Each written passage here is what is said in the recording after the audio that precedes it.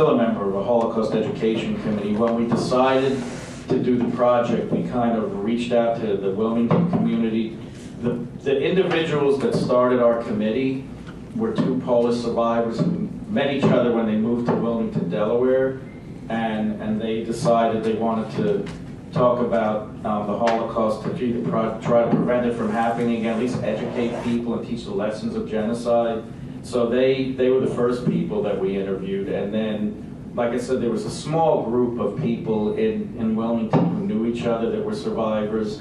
Some went interviewed for decades that didn't have anything to do with it. Others talked right away, and then the word spread. We put in some ads in the paper.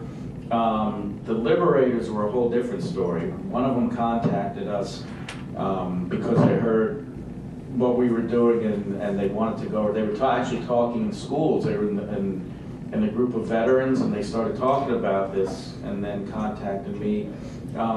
One of the first interviews ever done, even outside this project, Don did an interview with a man named Joe Miner, who happened to be friends of the founder of our education committee, Holocaust Education Committee. So he was interviewed right away. It just kind of, like I said before, Delaware is about the size of this table, so it's kind of, word spread. There's still several people who I want to interview that just haven't done it yet. So nobody really wanted to believe it, that something like this exists at that time. And a couple of people were just appalled exactly about what you said. They said, you can't tell people that intellectuals and people upper class were dying because they're weaker than the others, but that's what happened. My family basically were just a bunch of like white trash hillbillies living in the mountains. They worked from day to night. They had no money. One of the reasons that some of them survived, I know, is because they were used to that. They had their life was horrible to begin with. A lot of the people who were, intellectuals and, lived the life of Riley, they psychologically and physically, they just couldn't bear this stuff. And it also depended in many cases when you got to the camps, when you were picked up. Now, the Poles were, it was right away. Now, Susan Spitzer most likely never would have survived. She was taken in 1944. So she had these horrible, horrible things happen to her. She and her sister were the only ones survived in that whole family. Those horrible things happened, but they only happened for 1 year. Yeah. Just imagine living with this for 55 years. A man named Leo Brenner was in concentration camp the entire war. They picked him up September 13th, 1939. He was in 3 or 4 camps. He was liberated in April 45, the entire war. He's like, if you have to, have like different levels, his story is just amazing. How for 40, but he said I was young, I was overweight, so he had all that fat to live off of, and that was, the story's incredible. Some people just gave up right away.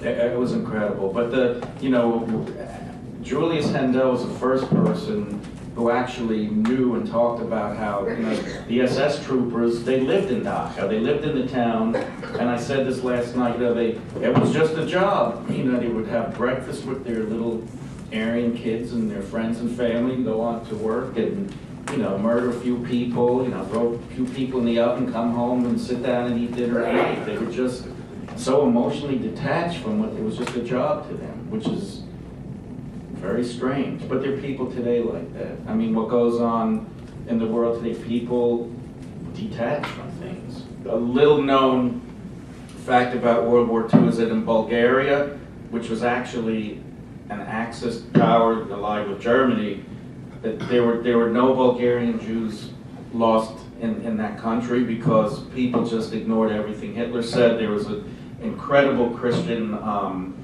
Archbishop of the Eastern Orthodox Church that said, we're not doing this. These are our neighbors and friends. We don't care about this. Hitler sent out orders in one particular point to the king and said, we're going to have the roundups. We're sending trains to pick up these people.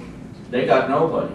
So, and Hitler just backed down. The spirit of human resilience is just unbelievable. Every single person that I interviewed, and there have probably been almost 40 now, and still there are more people who I'd love to interview, they all basically picked themselves up out of ashes and went on with their lives. They had children, they had a whole life. Two weird things about Germany after the war. Nobody talked about this.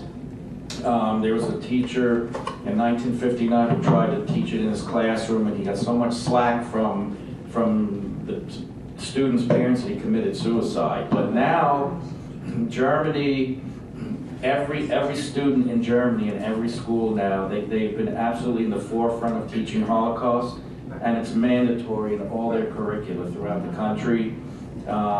That's actually happening in Hungary and Czechoslovakia. And also the other thing that's really ironic that I never mentioned was that after the war was over, one of the safest places for a Jew to be or survivor was Germany. And a lot of them went to Germany.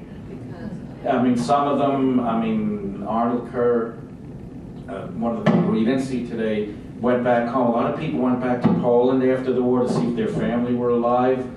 And they were being shot and killed on the trains by Polish partisans who, they were killing, could you imagine living through the Holocaust, trying to go home? They were killing them left and right on the trains. People that went home to the small towns, people were just slaughtering them. So, Germany actually has now been in the forefront of all this for the last 15, 20 years. And the students, the generation after World War II, those students, the children, the people that I've spoken to, they share this guilt about the whole thing because their parents never talked to them about it. Youth is interesting. They're amazed. They don't understand it. Their parents never talked about it. Some of their parents were Nazis. Some of their grandparents were Nazis. And they just feel terrible about the whole thing. Now, I can't generalize, not all of them, but a large percentage. And we also have to keep in mind that not all Germans were Nazis. Yeah, oh, I know. But it's hard to detach emotionally. Right. Thank you very much for the Thank gift you. of you and this pioneering story that you're unraveling. It's just marvelous. I think it's important to preserve the history, and I have to thank everybody here. This has been, yes, I just have to, this has been amazing to me. So I hate to leave.